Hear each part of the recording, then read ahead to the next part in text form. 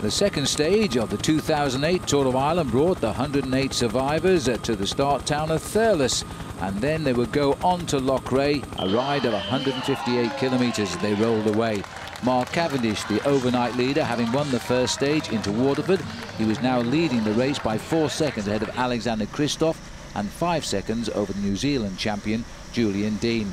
But for poor old national champion of Ireland, Dan Martin, it had proved too much, and he was behind very early on, suffering from an intestinal virus which he contracted in Portugal.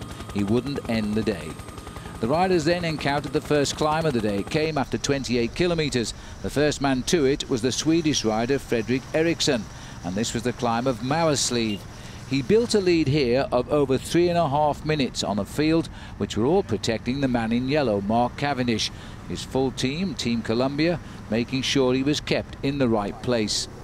But the gap ahead was going up, 5 minutes 55 seconds now, and this rider from Sweden was showing no signs of slowing down. He's a very powerful time trialist. As the main field continued to keep the pace high and limit his losses, the sun began to peep through for the first time. But still he was continuing to gain time. But then, with 8 kilometres to go, it was all over. The field swept up Fredrik Eriksson after a breakaway lasting 138 kilometres. All that remained now was the big finish on the borders of the Grey Lake down in Loughrea.